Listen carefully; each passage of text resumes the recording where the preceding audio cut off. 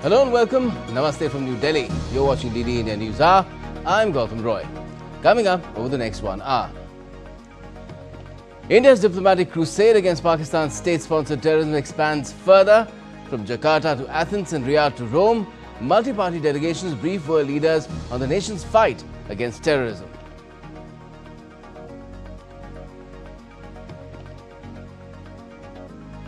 Russia seems ready to blink as Trump sounds like he's losing patience with Putin. The Kremlin says peace memorandum to be sent soon as Germany pledges more support and long-range missiles without limits to Kyiv.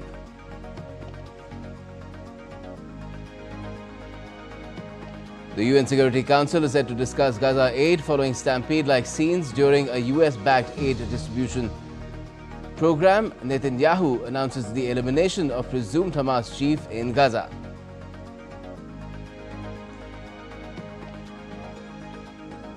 And Elon Musk diverges from Trump over his tax and spending cuts package, tells CBS Sunday Morning it will spike budget deficit and undermine the Doge team's work. I think a bill can be big or it can be beautiful. But I don't know if it can be both.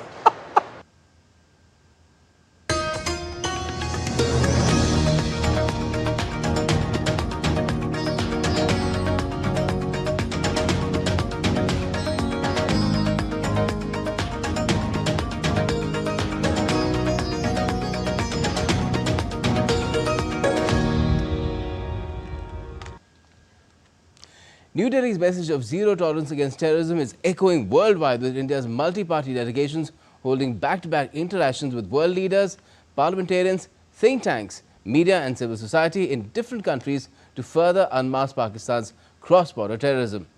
Meanwhile, Prime Minister Modi has called ailing veteran leader Ghulam Nabi Azad, who's hospitalized in Kuwait, where he was on a visit as part of the all-party delegation. The PM wished Ghulam Nabi Azad a speedy recovery. India's zero-tolerance message on terrorism is making waves globally as multi-party delegations spotlight Pakistan's cross-border terror links on the world stage. An all-party delegation led by parliamentarian Kanimoyi Karunanidhi on Wednesday held extensive consultations in Greece with Deputy Minister Tassos Tsatsivasilio and Georgios Kemperis, Director of the Diplomatic Cabinet of Deputy Foreign Minister. The delegation also met Professor Maria Gavanelli, Director General of Hellenic Foundation of European and Foreign Policy, and other delegates from the foundation. We're happy to receive the parliamentary delegation. Obviously, they will enlighten us and in their meetings, wherever they go and whoever they meet, they will give us the dimensions of things from the Indian perspective, which we're very close to. Greece is always supporting India. On the other hand, an all-party delegation led by parliamentarian Ravi Shankar Prasad had a substantial day in Italy's Rome, where he met the head of Italian Senate's Foreign Affairs and Defense Committee, Stefania Craxi. The lawmaker heading the Senate committee said that one should speak in one voice against terrorism and proposed India-Italy cooperation to address this global menace. The delegation also met with President of Committee on Foreign Affairs and European Commission in the Chamber of Deputies, Giulio Tremonti. Another all-party delegation led by MP Bijayan J. Panda is in Saudi Arabia on the third leg of their four-nation visit. The delegation was received by Major General Abdul Rahman Al-Harbi, Chairman of Saudi-India Friendship Committee in Riyadh. Another parliamentary delegation led by Shashi Tharoor met President of the Panama National Assembly, Dana Castaneda. Castaneda extended full support to India for its fight against terrorism. Bureau Report, DD India.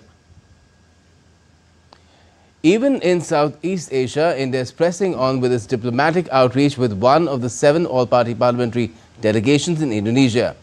DD India's Chandni Vasandani gets us this report from Jakarta. I'm reporting from outside the ASEAN Secretariat here in Jakarta, where the all-party parliamentary delegation, led by MP Sanjay Kumar Jha, held crucial meetings earlier today. At the meeting, they spoke about combating terrorism and violent extremism.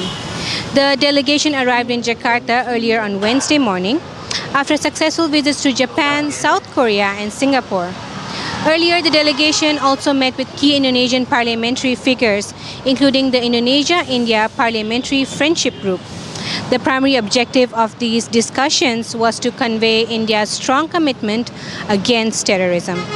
The Indonesian MP said that Indonesia condemns terrorism and believes in dialogue for solving problems. Now, this clearly indicates Indonesia's support for India's zero-tolerance approach to terrorism. The Indonesian side also said that terrorism goes against humanity and must be rejected globally. After that, the delegation met with the Deputy Foreign Affairs Minister of Indonesia. Now, this visit will continue until May 31st, and after that, the group will continue to Malaysia. This engagement really shows the depth of India's diplomatic outreach and its commitment to wipe out the threat of terrorism. I'm Chandni Vasandani reporting from Jakarta. Now, the Indian delegation met with members of the National Assembly and the chairperson of the Parliamentary Portfolio Committee as part of the international outreach on terrorism. DD India's Nazneen Ismail brings us this report. The Indian All-Party Parliamentary Delegation arrived in Cape Town as part of the three-day visit from the 27th May to the 29th of May. The delegation met with South African dignitaries, members of the National Assembly, including the chairman and other members of the Parliamentary Portfolio of International Relations and Cooperation. The visit comes in the wake of the Pahalgam attack, Operation Sindoor, and related developments. Both South Africa and India, as strategic partners, maintain close cooperation on international and political security matters. South Africa strongly condemned the Pahalgam attack and was one of the first countries to do so. Both nations took a stance with India to condemn terrorism in all its forms and manifestations. Citizens of India, even on vacation, were shot. And it's one of the most painful experiences India has had. And we're just appealing to the world that there has to be zero tolerance against any terrorism anywhere. We condemn the use of terror anywhere in the world, and I think that it's important for democracies to stand together and united against terror, and that we find ways to cooperate to thwart terror networks from taking root in any of our countries, and it's very good to interact with the Indian delegation. The delegation underscores India's firm commitment to working with South Africa and the global community to combat cross-border terrorism.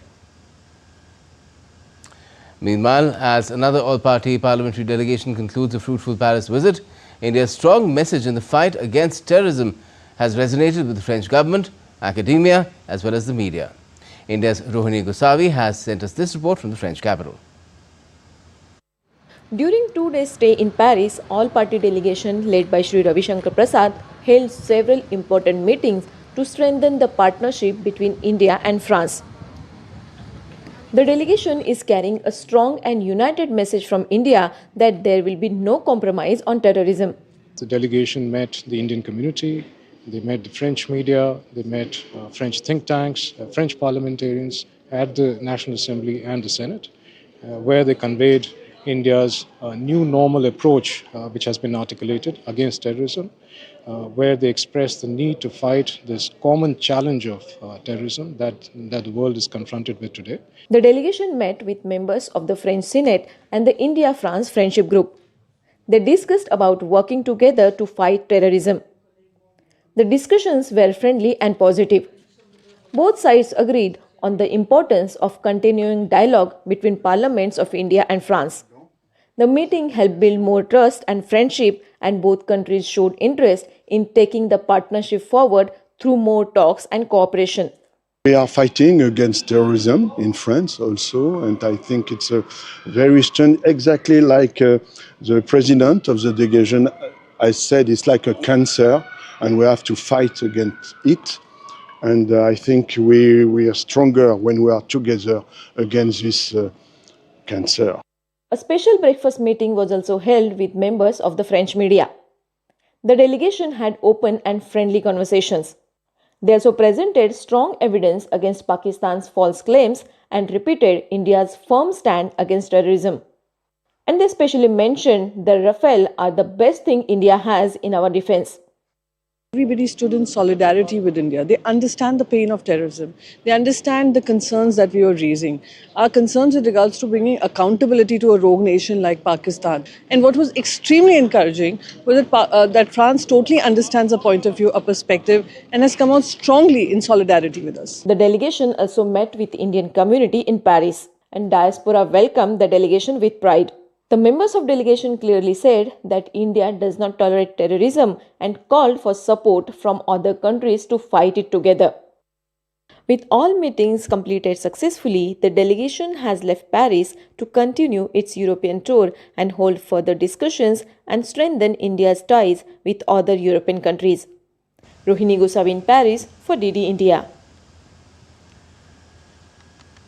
So Pakistan and terrorism under fire in multiple global capitals across the world by these different parliamentary delegations, all-party delegations, and DD India's Dibyendu Mandal is joining us live from one such spot in Athens in Greece. Good evening to you from Delhi, Dibyendu. Now, are the 7 delegations which have fanned out worldwide ensuring that after being defeated in battle on the ground, Pakistan is being decimated with India's diplomacy, especially when it comes to next month's FATF meet? Well, Gautam, absolutely. You know, these all-party delegations have been spread across different parts of the world. And I'm accompanying one such delegation here in Europe at the moment. The delegation is led by DMK MP Kanimoy.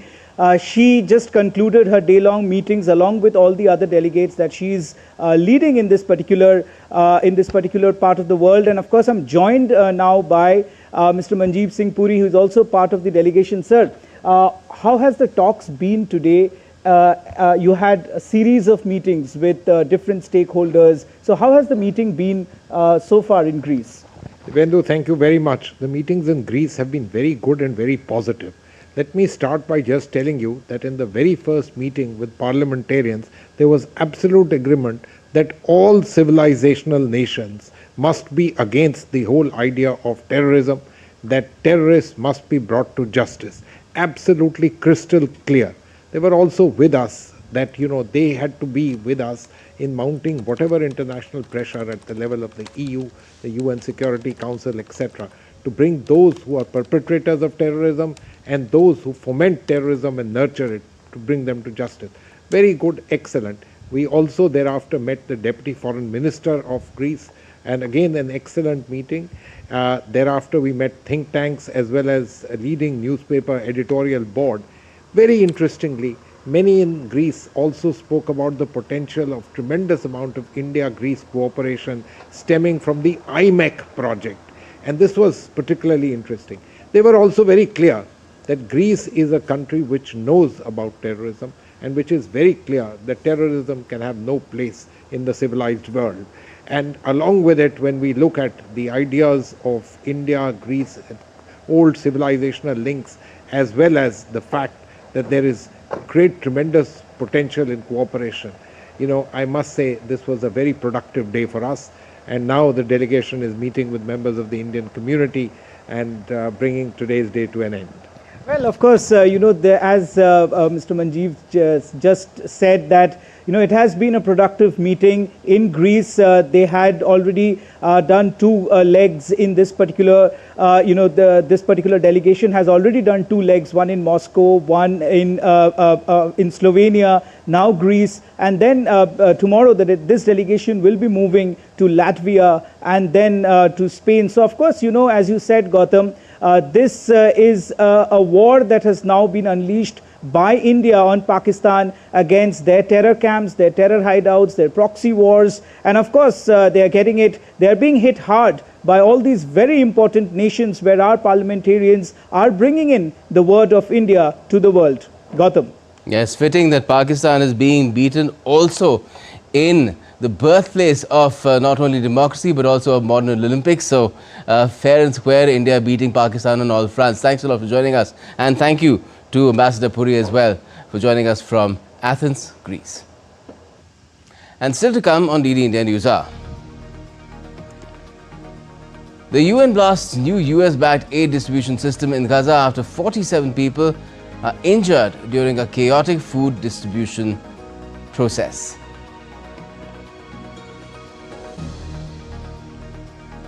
The World Meteorological Organization warns global temperatures will likely remain at or near record highs over the next 5 years. And Elon Musk tries to put a positive spin on the 9th Super Heavy Starship test flight's explosion over the Indian Ocean, saying it was a big improvement and he got a lot of data to go through.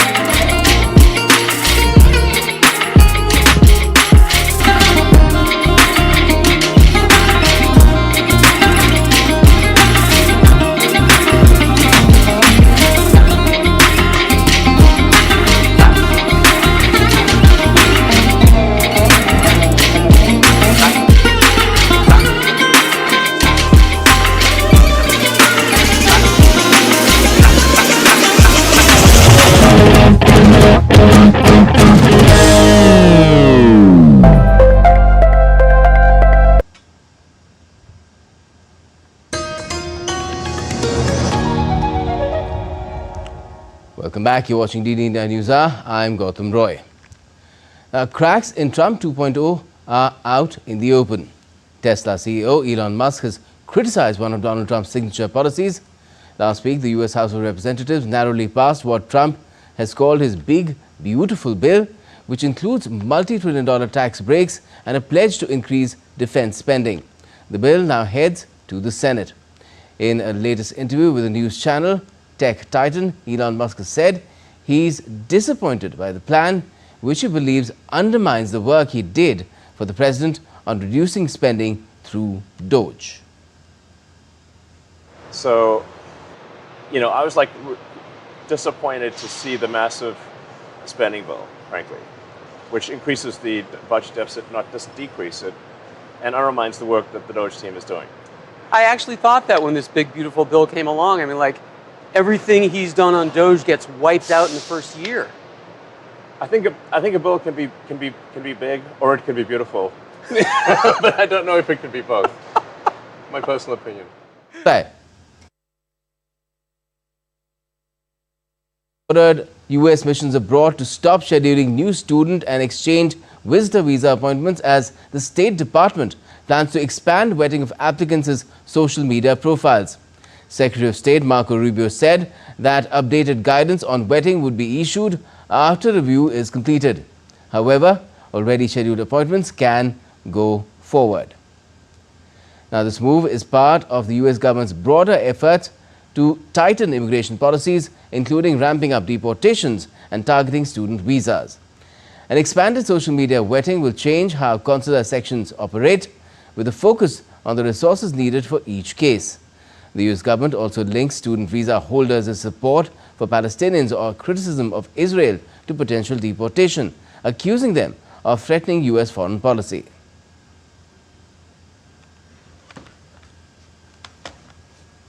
Now, as the Russia-Ukraine conflict escalates, lots of really bad things would have already happened to Russia. Responding to Trump's remark on Putin, Kremlin said that US President Donald Trump was not fully informed about the Russia-Ukraine conflict.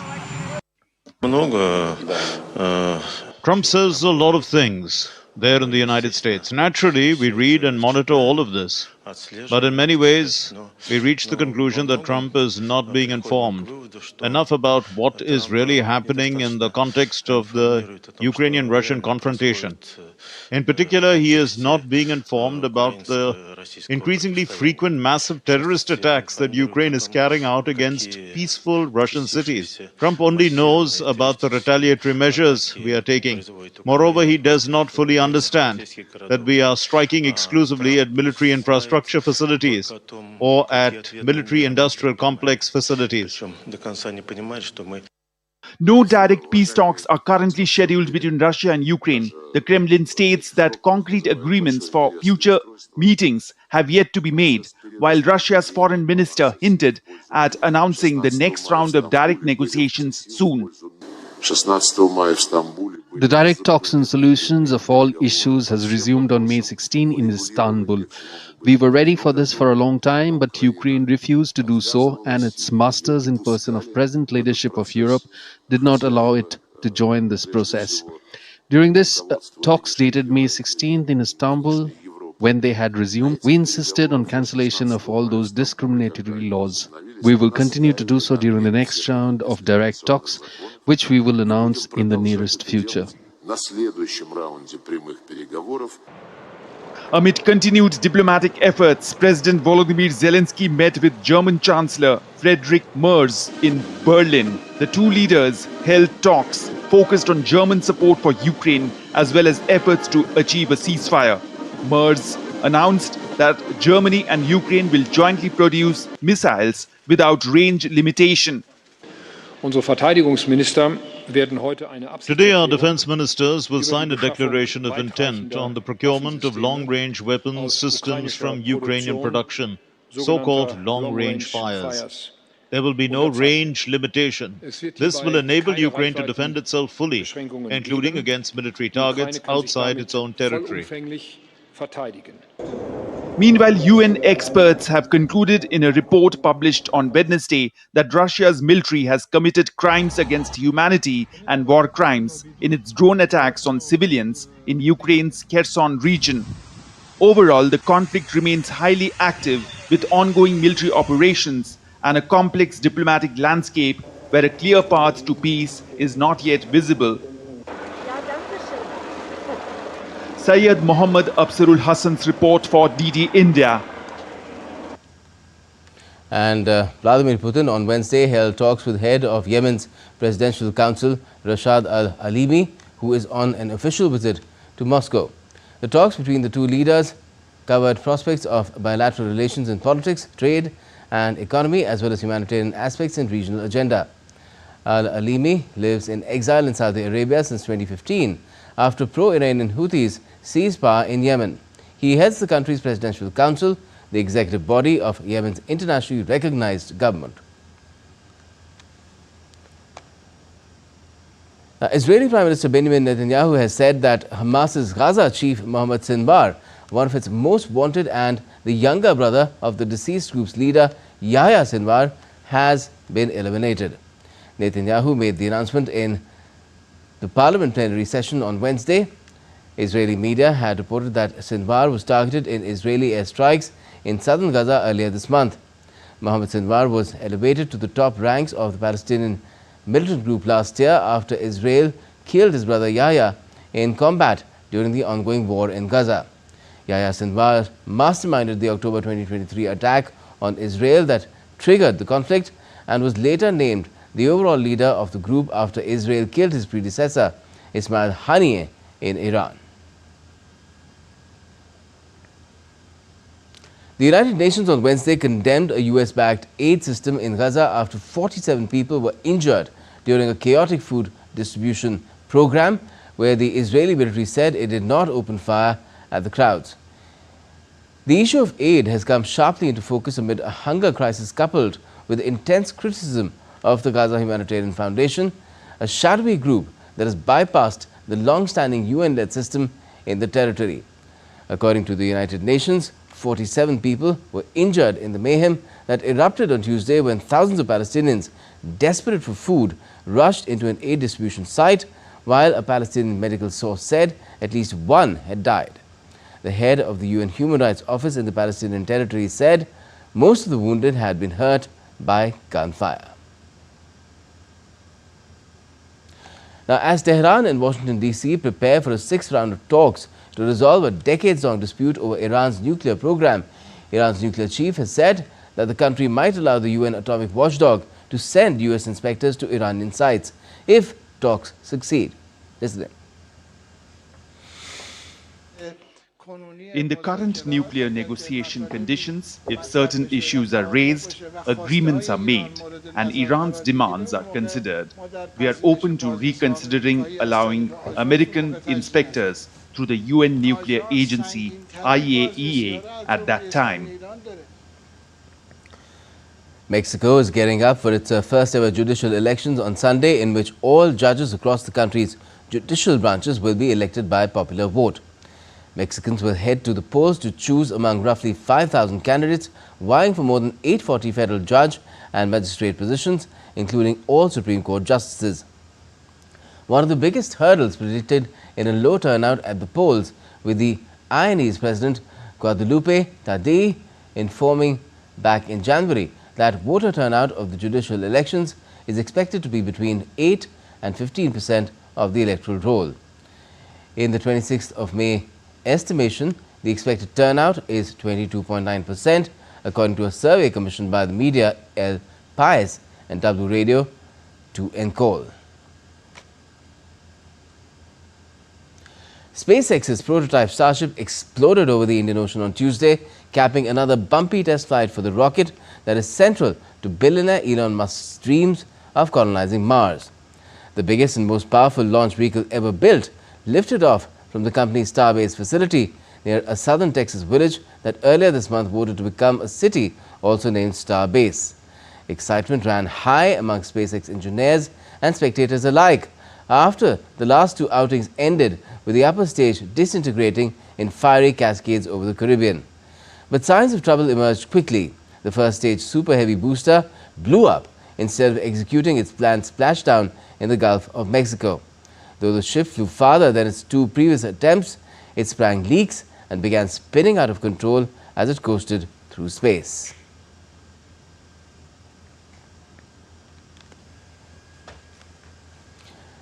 And Musk has tried to put a positive spin on it, saying that he's got a lot of data to study because this was a much improved test flight. It went a little further. Now, the planet is heating up at an alarming pace, and the latest global forecast sounds the alarm even louder. A new WMO report forecasts record-breaking temperatures and escalating climate extremes through 2029. From India's shifting monsoons to deadly floods in Pakistan and record heat in Europe, the impacts are global, urgent and uneven. Here's more in this report. The world is heating up faster than ever. A new report from the World Meteorological Organization warns global temperatures will likely remain at or near record highs over the next 5 years, bringing unprecedented climate risks. According to the WMO's latest global annual to decadal climate update, there's an 80% chance that at least 1 year between 2025 and 2029 will be hotter than 2024. Each year could be up to 1.9 degrees Celsius warmer than pre-industrial levels. South Asia remains on the front lines of climate shifts. Here in India, unusually wet weather is expected to continue, except this time it could boost the agricultural sector. India's meteorological department has upgraded its monsoon forecast for 2025 to 106% of the long period average, a bump that could prove vital for Kharif season crops, especially across central and southern India. Southwest monsoon has advanced into some part of South Odisha and covering entire Malkanagiri, Koraput district and some parts of Nabrangpur, Kalahandi, Rayagada and Gajapati district, and conditions are favorable for further progress of southwest monsoon in some part of the state. While central India and the southern peninsula region brace for above normal rainfall, the northeast is expected to stay dry. This variability poses new planning challenges for farmers. But the other side of the climate coin is far more destructive. In Pakistan, deadly storms and flash floods have claimed at least 10 lives and injured 43 this week alone. The country is grappling with intensifying storms, soaring temperatures and widespread displacement, all signs of a climate system under strain. In Europe, the story is the same. Spain is now entering what could be its hottest May since records began in 1950, with temperatures expected to exceed 40 degrees Celsius in parts of Andalusia. Spain is just emerging from years of drought, but with each heat wave, recovery becomes harder and economic toll rises. Meanwhile, in Brussels, the European Union is cautiously optimistic. The bloc is on track to cut emissions by 54% by 2030, just short of its 55% goal. From Asia to Europe, the signs are unmistakable. The world is changing and fast. What happens next depends on action, resilience, and how sincerely we respond to the warning signs. Bureau Report, DD India. Let's also now take a look at some other happenings making news around the world. A French court on Wednesday handed out a 20-year jail term to a pedophile surgeon who raped hundreds of victims over a period spanning more than 2 decades. The accused had confessed to sexually assaulting 299 patients between 1989 and 2014 and is already in jail after a previous sexual abuse conviction.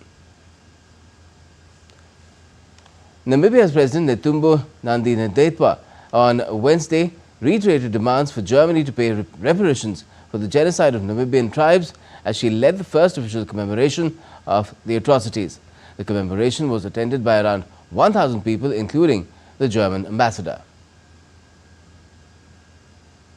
Vertical Aerospace, a UK electric aviation firm, achieved a milestone by completing the first piloted wing-borne flight at Cotswold Airport, England. The electric aircraft, capable of carrying 4 passengers plus the pilot, reached an impressive 150 miles per hour while making its landmark first cross-country flight, the first of its kind in an open airspace in Europe.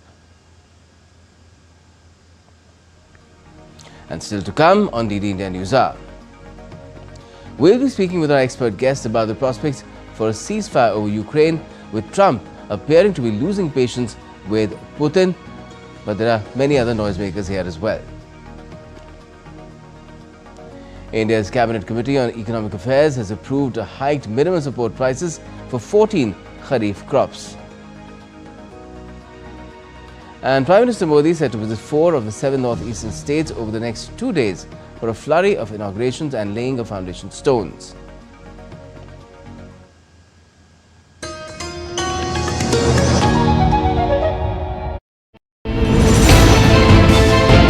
Geopolitics and trade deals. Economic challenges amid development. Hard work and the path to prosperity. It's the economy, always. Between walkers, money is what money does and says. Supply creates its own demand. Between the bulls pulls and bears tears. When supply chains globalization and India rises to the podium. We'll get you centered with the Economic Brief at 8 p.m. every Thursday on DD India.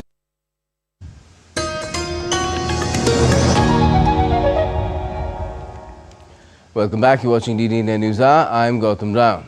Roy, now let me take you back to our top story, one of our top stories, which has been about what's been happening as far as Russia, US and Ukraine are concerned. And in the mix today has been Germany as well, lending or promising to lend a huge hand, 5 billion euros. Apart from that, long-range missiles for Kyiv, while at the same time, after Donald Trump said that he seems to be losing patience, he indicated that he's losing patience with Russia as far as peace efforts are concerned, coming up with proposals is concerned. Russia is saying, the Kremlin is saying that a peace memorandum could come forth anytime soon. At the same time, there's saber rattling going on as well, and prospects of a third world war, the bogey of a third world war, has also been raised.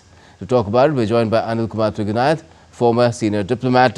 Good evening to you, Ambassador Trigunath. What do you make of what's going on? Is Russia really going to now put forth a peace memorandum without the kind of conditions that has been laying earlier? There's no indication of that as yet. And what is Trump going to do about it? Will he bite the bullet now and realize that things are not moving forward and he needs to do something drastic? Well, as you are aware that this war is more than 3 years old, and there have been some hope sometimes which have been belied in the past, but President Trump took it upon himself to be able to somehow bring the peace and a closure to this war. And he made it his personal mission, and it appears that he got very frustrated with the lack of progress initially created by Zelensky, who very smartly changed course and trying to say that he's ready to do talks and all that, but Putin is not. And Putin, on the other hand, has been saying that he wants, the red line for Putin has been that there will be no extension of NATO towards the east, and Ukraine will not be ever taken into the NATO. USA is very clear about that. It will not happen. But then we have seen in the past is that there has been a fallout between the Americans and the Europeans as well. And the Europeans, including Germany, France, UK, all of them are continuing to support Ukraine. And in fact, yesterday, as you yourself mentioned, they have also taken off all kind of restraints on Ukraine, and we have seen the intensity of this war has increased significantly, leading Putin to claim that it could be a World War III, like Medvedev said by his former president and prime minister.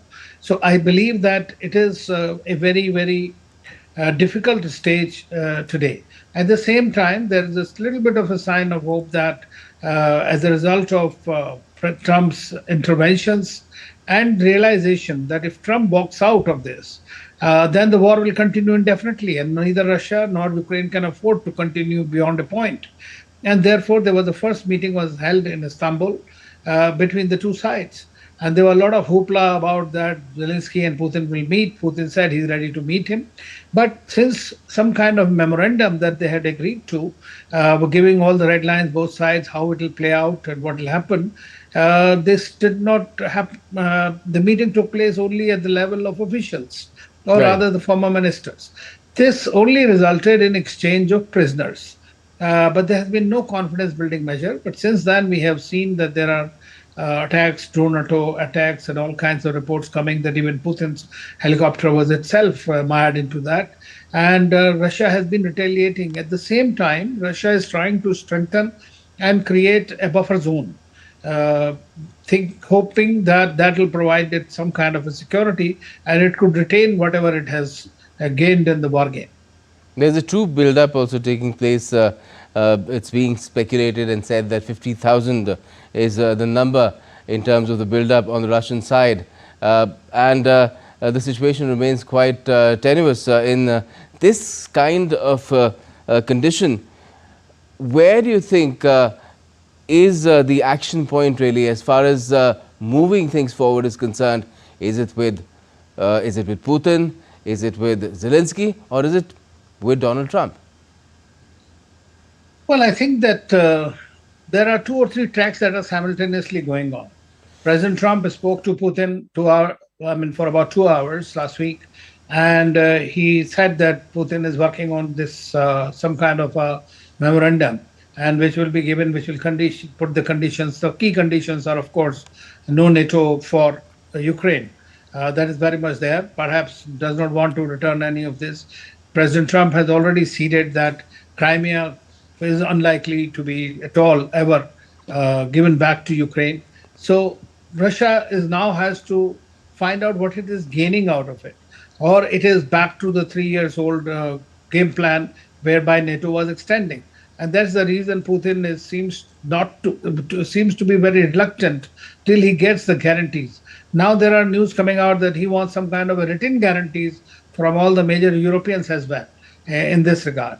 And so it's a very difficult kind of a situation, and it is difficult to predict which way it will go. Suppose tomorrow the Ukrainians use the missiles and other long-range ones which they have received from the Europeans, and if they hit Russia, for example, in Kremlin or somewhere else, then we are looking for a much bigger escalation, and that's what Medvedev called as the Third World War. So if Donald Trump has to prevent that from happening, what are his options? Is it threaten both, to continue to threaten both Ukraine and Russia? He threatens Ukraine that we'll just walk out. He threatens Russia that, look, I'm losing patience, and Russia would have been in a far worse position had I not been president. So that in a way is suggesting that perhaps more sanctions against Russia. And Russia has been fairly thick-skinned about sanctions so far. So is there anything else apart from that Trump could do? Well, I think that, in my view, Putin also wants peace. But he wants peace on his terms, because he appears to be a victor at the moment. And that is something that is what Trump acknowledges. And that's why he even told Zelensky to cede the territory, buy peace, basically, which can be then guaranteed by the United States. So for Trump, basically, the only option is that he needs to prevail upon Putin, because Putin is very keen to restore ties with the United States. Forget about the war. But for him, most important thing is to have good relations with the US at the moment, which Trump had initiated. And Trump has also been saying, had it not been for me personally, it would have been very bad for Russia. So but Trump has also threatened some more sanctions. But as you rightly mentioned, sanctions have had an impact, but it is not a debilitating impact on Russia, at least not for now. Its war economy is growing over 3%, and it is able to prevail on the war front. That's what probably makes Putin go along. But at the same time, it seems that some kind of a tipping point has arrived where we might see some progress in days to come. And is danger also mounting at the same time, because we've seen these escalations taking place? You mentioned how there was speculation about Putin's own aerial ride coming under some sort of fire. So, things can really go out of hand if something of that sort of thing happens. So, how conscious are all parties of it and acting to address it? Well, I think that both sides have reached the limit of their sustenance of this war. It's not that Russia has not suffered greatly with 500 or 600,000 people killed. There is a domestic repercussion as well of that. They are starting to recruit once again to create some kind of a drive, but there are no people who want to join now anymore. So there are problems that Russia is facing. So it knows that Trump is invested in this war so far. Although in the recent times he had become very disenchanted and he said, let them fight if they want to fight. But at the same time, he continues to work with them. I think what is more important for him will be to prevail upon the Europeans, not to, charge the fire even more. So I think that this, if he is able to do, and also prevail upon Putin to slow down and come to the table. And Donald Trump's frustration, what do you think it stems from? The fact that he wants to be a peacemaker and things are not moving in that direction, or that he wants to be a big deal maker and things are not moving in that direction either? Well, as far as deal makers are concerned, Russia has opened up all the facilities and the industries and everything, or funds for US companies to come back, which had left. But are they going back? Some of them have already come. So that's one kind of a thing. Secondly, as far as the peace deal is the most important for Trump. He wants to claim that he is the one who has actually brought about this, peace, cold or otherwise, between the two countries. And that's what he had begun even before this. So his basic premise is that somehow he wants to do that. You've seen he took credit even in the India-Pakistan war. He's also started along on the 19th of January itself, before he took it, that there was a ceasefire, even if it was broken on 19th of January itself. So he claims that he can bring about deals, he can bring about peace deals, and that's what precisely he's doing. He is frustrated because it has not moved at the pace that he wanted to. That's the thing. All right. Well, let's leave it there for the moment and hope that there is some positive movement in the direction that the world has been wanting it to move for the last 3 years, and somehow this sort of a status quo that has it's lasted more than it really should is broken. Thanks a lot for joining us this evening. Thank you. I hope so too. Thank you. Now, New Zealand's Deputy Prime Minister and Foreign Minister Winston Peters will be on an official 2-day visit to India. He will arrive in New Delhi on Thursday afternoon. The New Zealand Deputy PM and Foreign Minister will meet India's External Affairs Minister Dr. S. Jaishankar, as well as other ministers and senior officials of the Indian government. India and New Zealand have had historically close and cordial ties. Both the countries share commonalities such as membership of the Commonwealth, common law practices, and pursuing shared aspirations of achieving economic development and prosperity through democratic governance systems for diverse communities in both the countries.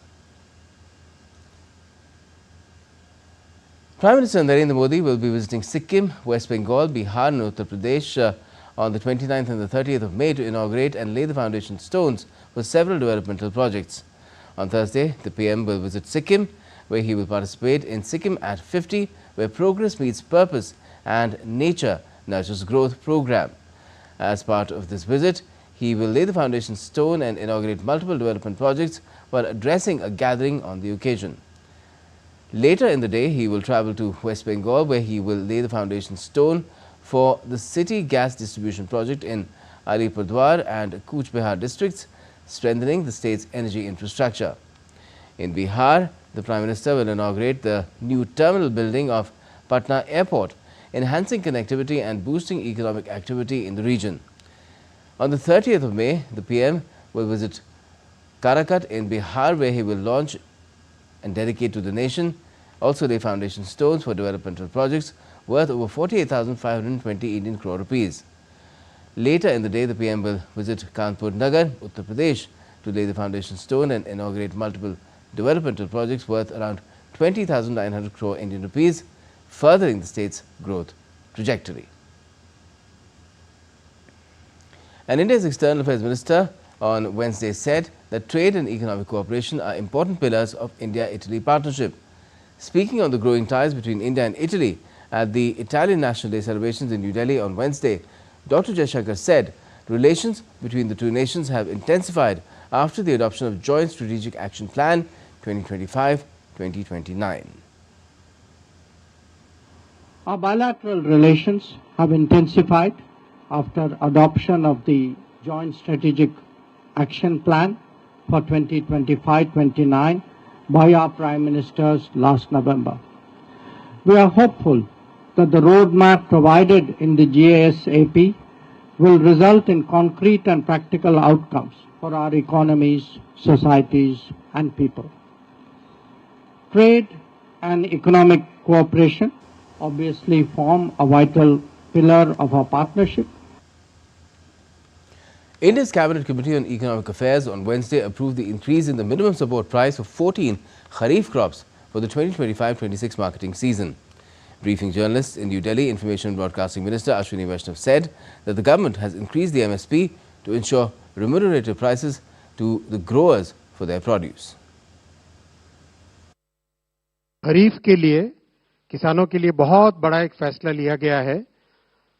आप सब जानते हैं कि खरीफ की फसल में जिस तरह से पिछले 10-11 वर्षों में मैसिव वृद्धि की गई है एमएसपी की, उसी कड़ी में सीएसीपी की रिपोर्ट पर 2025-26 के खरीफ मार्केटिंग सीजन के लिए कैबिनेट में एमएसपी अप्रूव हुआ है।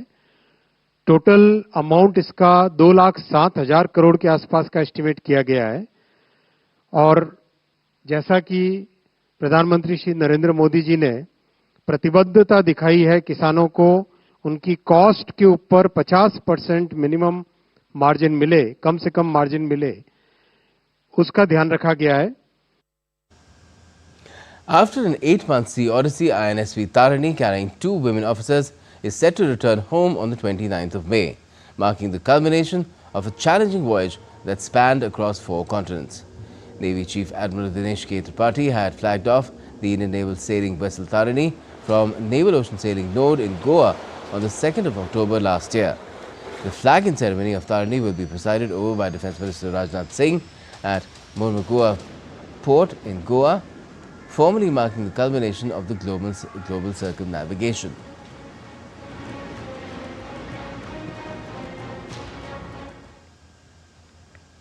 And today is the 28th of May. 2 years ago, on this very day, Prime Minister Modi inaugurated the new Parliament House.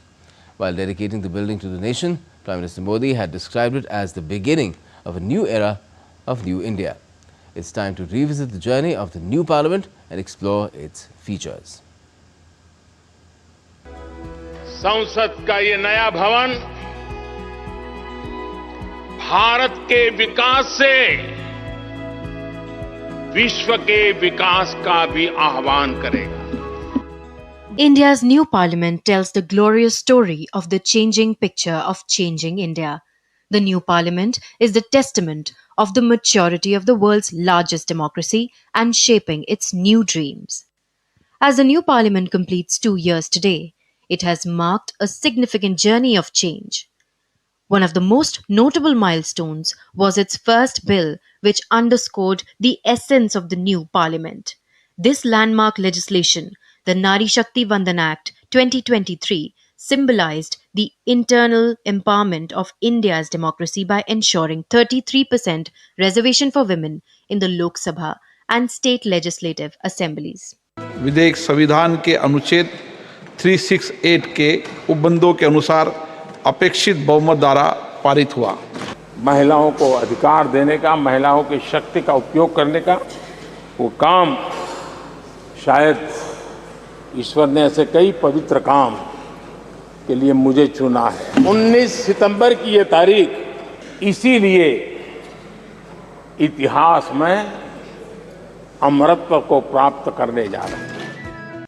The new parliament is laced with many features. The triangular shape of the new parliament building bears the influence from the sacred geometry found in various religions across the world. In terms of design and material, it complements the old parliament and is well capable of functioning for the next 150 years. The Lok Sabha, or the lower house of the parliament chamber, has mammoth 888 seats instead of 543 and can be increased to more than 1200. The Lok Sabha is in function for joint meetings of both the houses.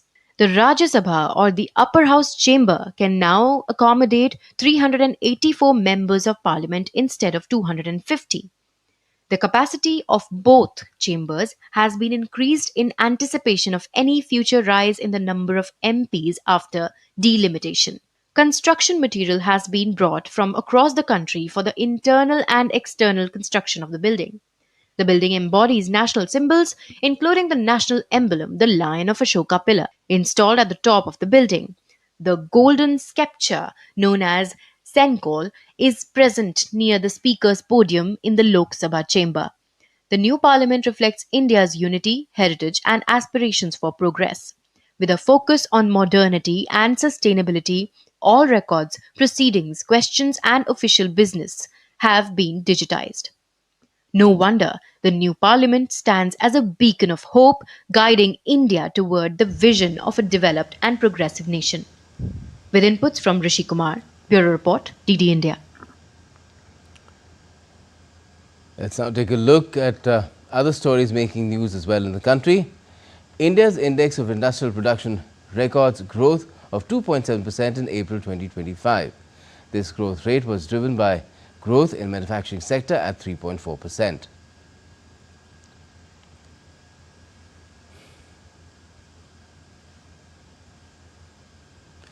The 17th edition of the joint military exercise Nomadic Elephant 2025 between Indian Army and Mongolian Army will be held from the 31st of May to the 13th of June in Ulaanbaatar, Mongolia. The exercise aims to improve interoperability between both the armies in conducting non-conventional operations in mountainous terrain under the UN mandate. India's Minister of Consumer Affairs Prahlad Joshi held a meeting with e-commerce platforms over the issue related to dark patterns in New Delhi. The minister said the ministry had identified 13 dark patterns. He said that false urgency claims, misleading advertisements fall under such dark patterns. Now to updates from the day 4 of the French Open. Now, defending champion Carlos Alcaraz booked his place in the third round. Alcaraz defeated unseeded Hungarian Fabian Marosan in 4 sets on Wednesday.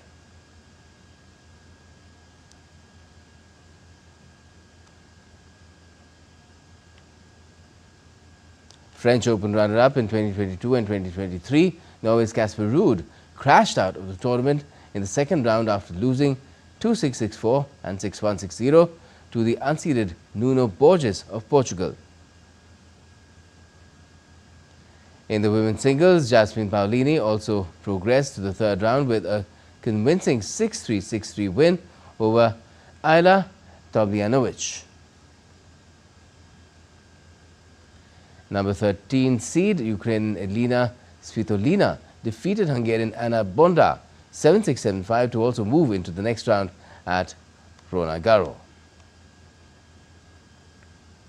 And in the southern Indian city of Hyderabad, it's poised to host the Miss World 2025 Grand Finale on the 31st of May.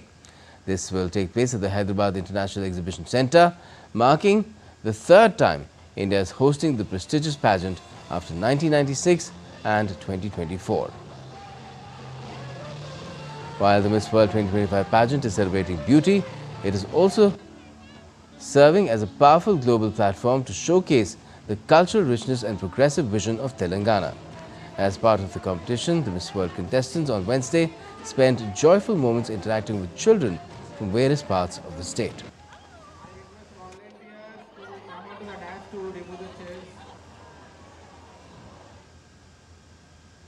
And that's all we have for this edition of DD India Newshour. But do let us know your thoughts on the news of the day. And for those on the go, you can get all the latest news and updates from India and across the world on DD India's mobile app. It's available on both Android and iOS. You can scan the QR code on the screen to download the app right away. And we'll be back with more news as it breaks here on DD India. I'm Gautam Roy, and from all of us here in Delhi, thanks for watching DD India Newshour.